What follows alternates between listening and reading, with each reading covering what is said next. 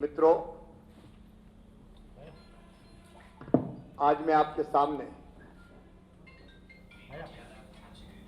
कृषि कानूनों पर कांग्रेस के पाखंड को उजागर करना चाहता हूं। न केवल कांग्रेस बल्कि कांग्रेस के साथ राष्ट्रवादी कांग्रेस,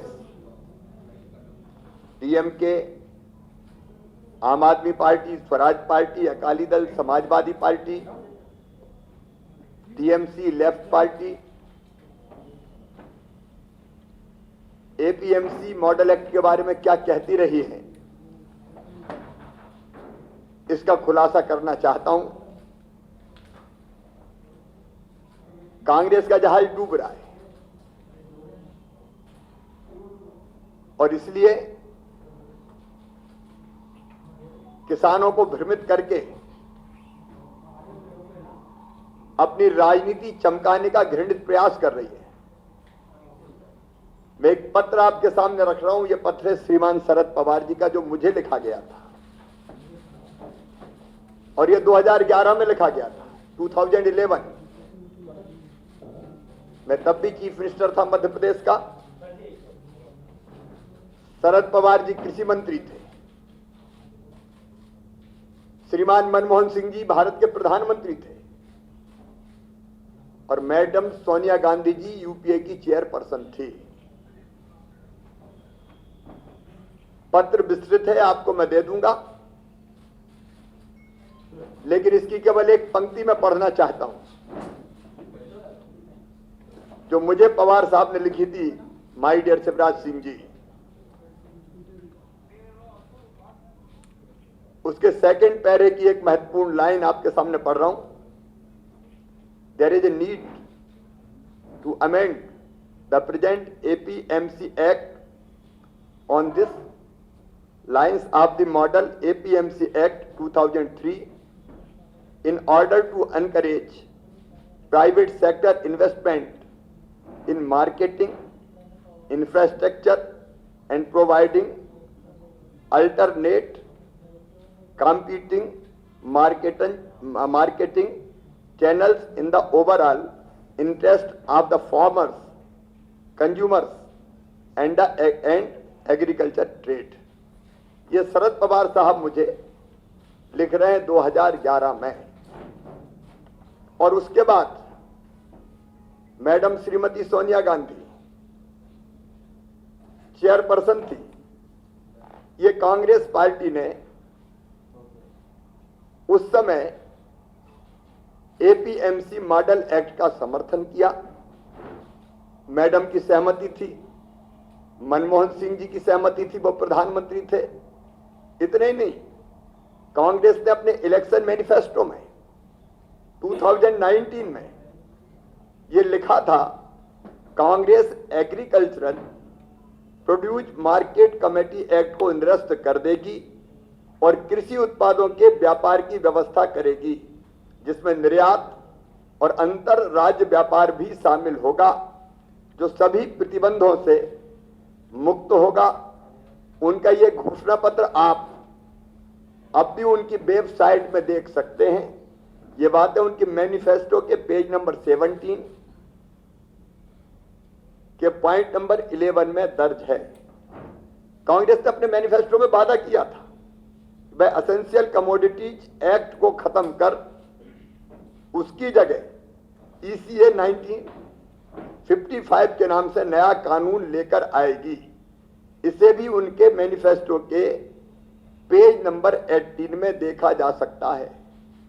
इतने ही नहीं, 27 दिसंबर 2013 को कांग्रेस के पूर्व अध्यक्ष राहुल गांधी जी ने, जिनको यह पता नहीं होता कि प्याज जमीन के नीचे उगती कि ऊपर उगती है, उनने यह कहा था कि एपीएमसी एक्ट के तहत फलों और सब्जियों को डीलिस्ट कर देंगे। मगर आज जब हमारी सरकार वही काम कर रही है तो कांग्रेस किसानों को भड़काने का काम कर रही है। अब जो चीज एपीएमसी मॉडल एक्ट में है मैं उसका उल्लेख भी आपसे करना चाहता हूं। एपीएमसी एक्ट में किसानों को मंडी के बाहर अपनी फसल बेचने का प्रावधान किया है। अभी किया है, मोदी जी की सरकार ने भी किया है। लेकिन एग्जैक्ट यही बात कांग्रेस आज नहीं वर्षों से कहती रही है। इसमें व्यापारी को पूरे प्रदेश में कहीं भी फसल खरीदने के लिए एक लाइसेंस दिए जाने का प्रावधान है, जो बात वर्षों से कांग्रेस कहती रही है। मनमोहन सिंह जी, सोनिया गांधी जी, राहुल गांधी जी, शरद पवार जी कहते रहे प्राइवेट मंडी खोलेंगे। ये प्रावधान करने की बात हमसे कहते थे चिट्ठी में शरद पवार जी। अब प्राइवेट मंडी खोलने का प्रावधान है। किसान को उनकी उपज बेचने के एक से ज्यादा विकल्प होने चाहिए। वो चाहे तो मंडी में बेचे, चाहे मंडी के बाहर बेचे, वो किसी एक्सपोर्टर को बेचे, वो किसी फूड प्रोसेसर को बेचे। प्राइवेट मंडी में, इलेक्ट्रॉनिक ट्रेडिंग प्लेटफॉर्म पर, डायरेक्ट परचेज सेंटर पर, घर में, खेत में, कहीं भी बेचे। ये शरद पवार कहते थे मॉडल एपीएमसी एक्ट को लागू करने के लिए हमसे। और यही बात जब आज एनडीए की सरकार ने की तो अब कांग्रेस विरोध कर रही है। एक राज्य से दूसरे राज्य में फसल को ले जाने पर मंडी शुल्क ना लगे, ये एपीएमसी एक्ट, मॉडल एक्ट में प्रावधान था, जिसको हमें लागू करने की बात करते थे। अब ये लागू किया गया है। पता नहीं कांग्रेस को क्या हो गया है, एकदम यू टर्न ले लिया, पूरी तरह से पलट गई। और इतने ही नहीं, मोदी जी ने, हमारी मोदी जी की सरकार ने नए अधिनियमों में उपरोक्त प्रावधानों को सम्मिलित किया है। ये सभी प्रावधान किसानों के पक्ष में है। 2011 में, आज से 10 साल पहले, मनमोहन सिंह जी की सरकार द्वारा कृषि मंत्री शरद पवार द्वारा यह पत्र लिखा गया था, जो मैंने आपको बताया है। एक और तथ्य मैं आपके सामने रखना चाहता हूं। 2013 में यूपीए की सरकार ने देश के सहकारिता मंत्रियों की एक कमेटी बनाई थी। महाराष्ट्र के सहकारिता मंत्री हर्षवर्धन पाटिल जी की अध्यक्षता में, और इस कमेटी को कृषि क्षेत्र में सुधार के लिए अपने सुझाव देने थे। तो इस कमेटी ने भी, और योजना आयोग के द्वारा भी, 2011 में योजना आयोग के द्वारा और बाद में इस कमेटी ने कृषि उत्पाद या फसल के अंतर्राज्यीय व्यापार के लिए अनुशंसा की गई थी और एक अधिनियम बनाए जाने की बात कही थी। 2014 में भी लोकसभा चुनाव के ठीक पहले फल एवं सब्जी को एपीएमसी एक्ट या मंडी अधिनियम से डिनोटिफाई करने का निर्णय कांग्रेस शासित राज्यों ने लिया था। 11वीं पंचवर्षीय योजना के दौरान योजना आयोग के वर्ष 2011 की प्रकाशित रिपोर्ट में मॉडल एपीएमसी एक्ट 2003 में कॉन्ट्रैक्ट फार्मिंग को लागू करने का प्रावधान था। योजना आयोग के एग्रीकल्चर मार्केटिंग के वर्किंग ग्रुप ने सन 2011 का प्रतिवेदन द्वारा एसेंशियल कमोडिटी एक्ट के प्रावधानों को केवल आपात स्थिति, इमरजेंसी में लागू करने की अनुशंसा की थी। अब ये सब वो बातें हैं जो आज तीनों किसान कानूनों के माध्यम से बीजेपी की सरकार ने, एनडीए की सरकार ने की है। अब मुझे ये समझ में नहीं आ रहा, श्रीमती सोनिया गांधी जवाब दें। मैं श्रीमती सोनिया गांधी जी से पूछना चाहता हूं, मैं श्री मनमोहन सिंह जी से पूछना चाहता हूं, उनको भी अपना मुंह खोलना पड़ेगा, जवाब देना पड़ेगा। मैं राहुल गांधी जी से पूछना चाहता हूं, मैं शरद पवार जी से पूछना चाहता हूं। तब एपीएमसी मॉडल एक्ट लागू करने के लिए आप जमीन और आसमान एक कर रहे थे। आज जब किसानों के हित में ये कानून बना दिए गए तो अब आप जमीन को सर पर उठा के घूम रहे हैं, भारत बंद का समर्थन कर रहे हैं, एकदम यूटर्न। ये पाखंड नहीं है क्या? ये धोखा नहीं है क्या? ये फरेब नहीं है क्या? ये बेईमानी नहीं है क्या? ये सस्ती राजनीति नहीं है क्या? ये किसानों के नाम पे अपने आप को जीवित कर ले राजनीतिक रूप से, इसके प्रयास नहीं है क्या? इसका जवाब मैडम आपको देना पड़ेगा, शरद पवार जी आपको भी देना पड़ेगा। आप एमएसपी की बात करते हैं, मैं आज कह रहा हूं, प्रधानमंत्री जी ने एक बार नहीं अनेक बार साफ साफ ये कहा है, एमएसपी किसी भी कीमत पर खत्म नहीं होगी, एमएसपी जारी रहेगी। और इसी साल अलग अलग 6 फसलों के एमएसपी बढ़ाए गए हैं।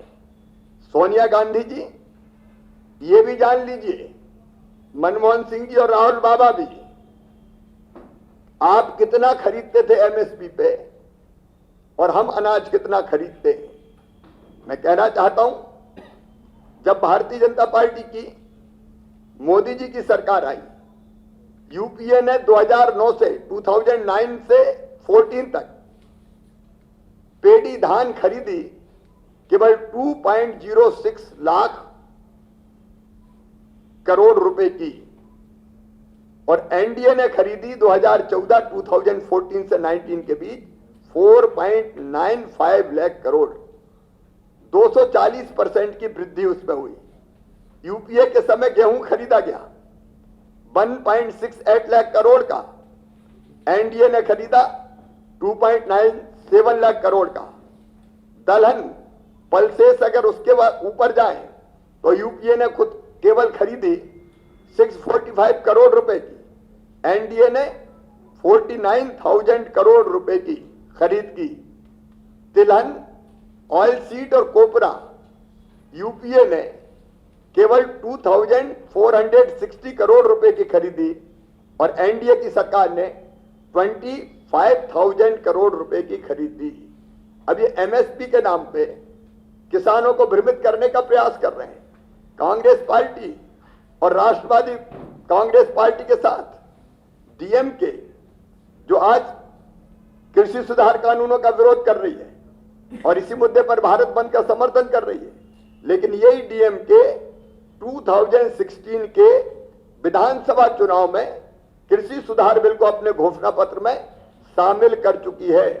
उस समय डीएमके ने वादा किया था कि सरकार में आने पर वो किसानों को राष्ट्रीय और अंतर्राष्ट्रीय बाजार उपलब्ध कराने के लिए एपीएमसी एक्ट में संशोधन करेगी, ताकि किसान बिना किसी बिचौलिए के अपनी उपज को अधिक दाम पर बेच सके।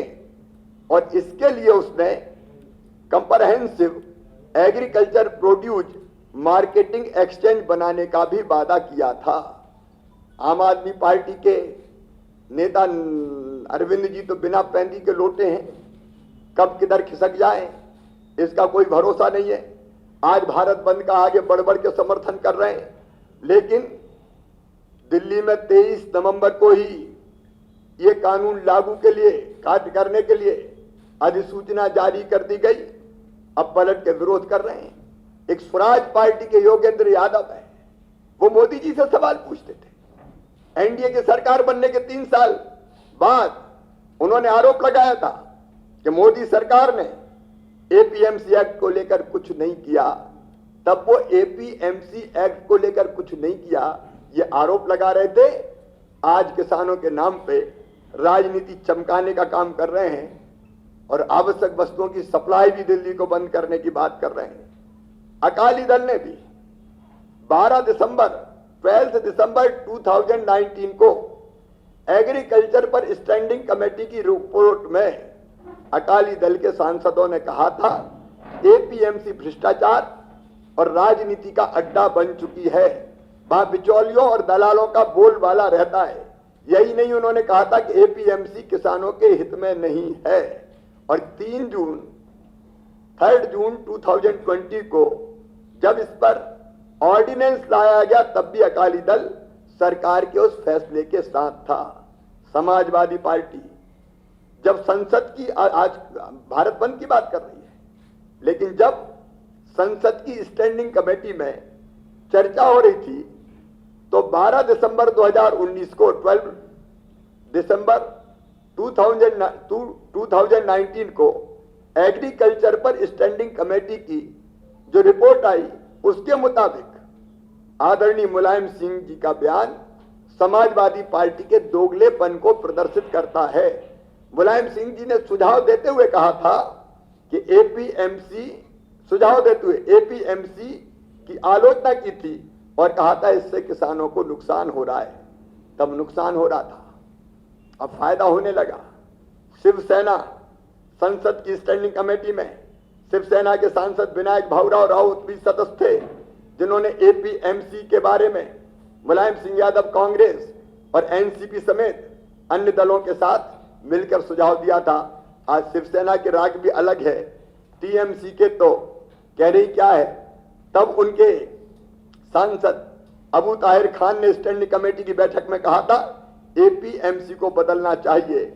लेफ्ट पार्टियां यूपीए की सरकार में शामिल थी जब मॉडल एक्ट की बात हो रही थी, और अब तो टीआरएस अभी तक कुछ नहीं बोली, लेकिन अचानक नींद से जग गए और उठ के कहने लगे, क्या दबाका के बाद और हैदराबाद के बाद कह रहे मैं भी भारत बंद का समर्थन कर रहा हूं।